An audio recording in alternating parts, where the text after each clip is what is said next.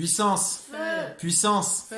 Bonjour tout le monde, bonjour à tous mes frères du peuple du chemin du ciel, bonjour papa Florian, papa Peggy, maman Béné, papa Fulgence, bonjour tout le monde. Bonjour tout le monde. Voilà, on fait cette vidéo donc pour présenter le petit qui est né donc le 5 juillet.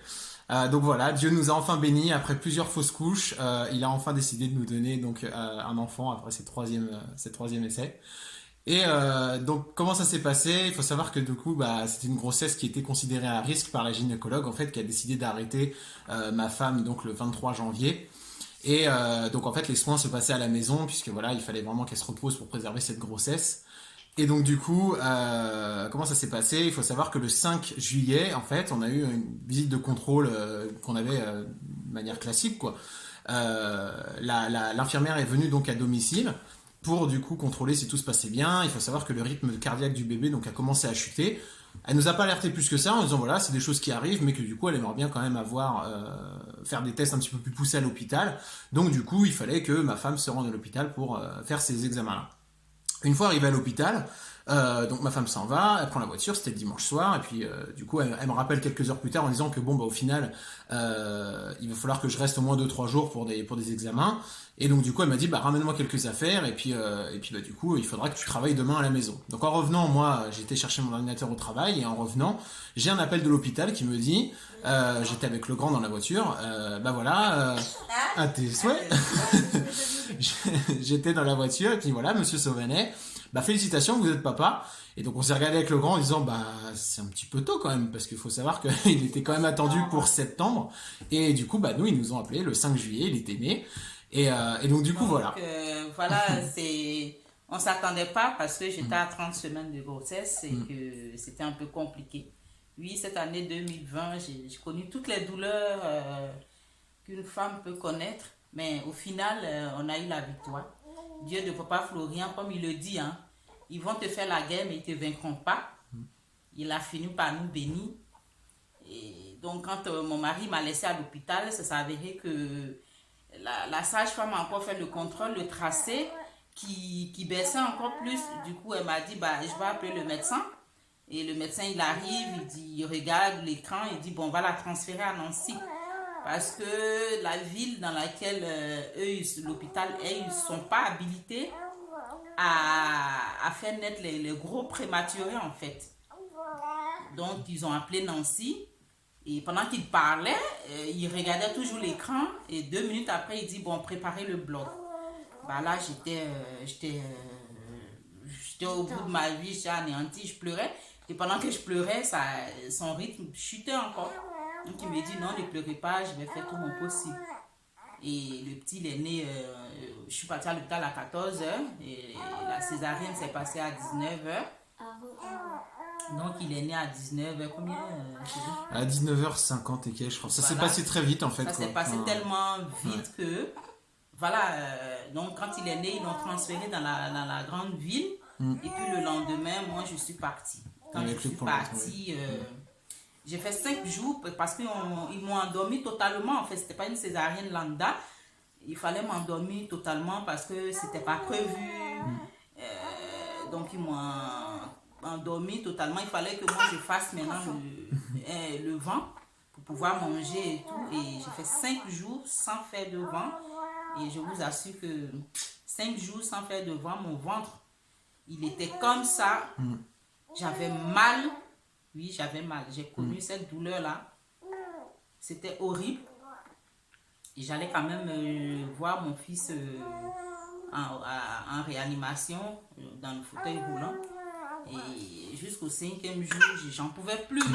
Au début, je pleurais en sourdine. Nous, les femmes africaines, on cache un peu nos douleurs.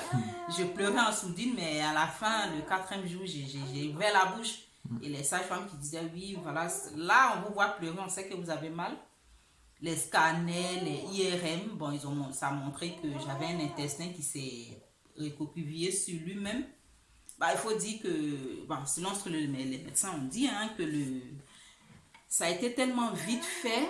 Ils ont voulu protéger l'enfant en fait. Ils ont voulu protéger l'enfant, l'opération a été vite faite, la sepsie n'a pas été bien faite. Du coup, moi j'ai attrapé une infection, ma peau quand ça a été cousu, ça a été trop serré. Ah oui, j'en ai bavé. Mais au final, ma récompense, mon réconfort, le voici. Il s'appelle David Gelasson Sauvanet, né le 5 juillet 2020. Voilà. Donc, papa Florian, voici ton petit-fils. Tiens, chérie, présente ton enfant. C'est ça. Donc le voilà. Tu dis bonjour à papa Florian? Hein? Dis bonjour. Ce moment-là où il parlait. Maintenant, il parle plus. C'est ça. Tu parles plus, chérie? Voilà. Donc, Voilà. c'est... Tout ça pour vous dire que oui, en fait, il n'y a rien qui est sans difficulté, en fait. En fait, on a eu des fausses couches, on a eu tout ça, mais si vous continuez de croire, on est au bon endroit, en fait. Tous les ennemis pourront toujours nous fatiguer, mais ils arriveront jamais à leur fin, en fait, parce qu'on est vraiment au bon endroit. Et grâce au Dieu de Papa Florian, bah voilà, on a la meilleure des réponses. Toi, tu as eu un temps plein de sons. Ouais, enfin, spirituellement, c'était vraiment compliqué. On a eu beaucoup de songes où on était attaqué de partout. On a continué à utiliser les éléments. Et au final, voilà. Peut-être qu'ils ont essayé des trucs, ils ont essayé de nous fatiguer, de tout ça.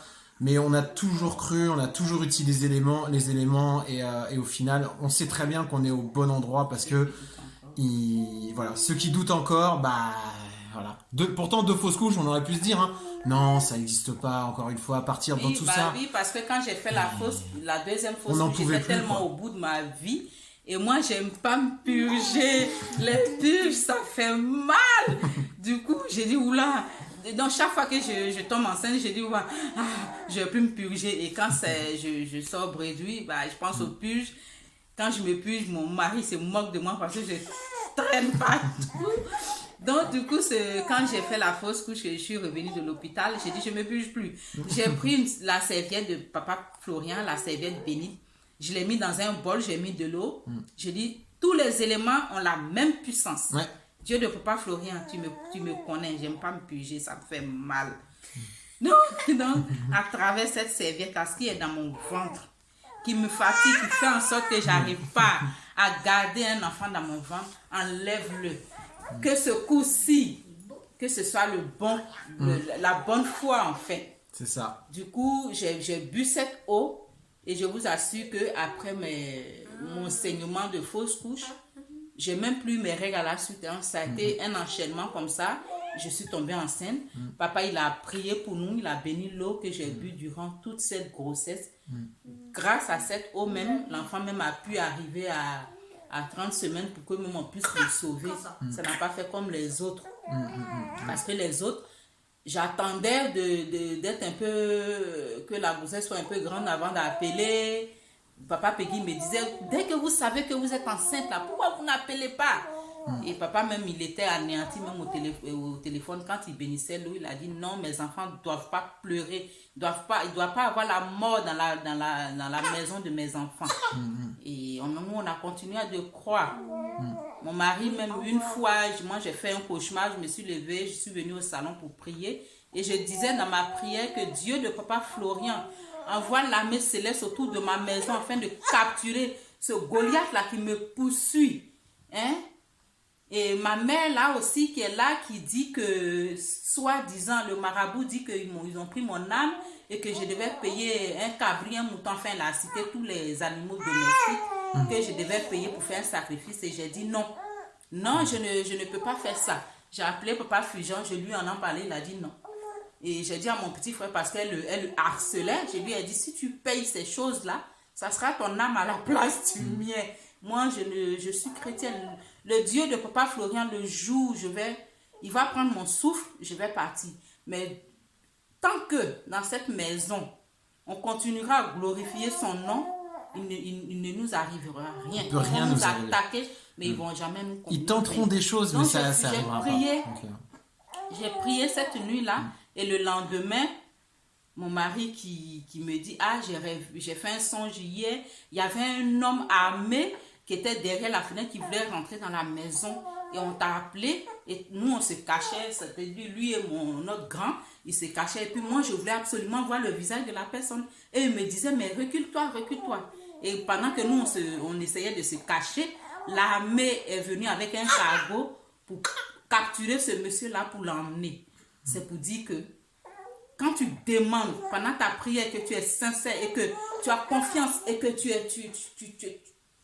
as, comment on appelle, la foi en ce que tu demandes au Dieu de Papa Florian, c'est chap-chap. Il va te montrer les choses, c'est sûr.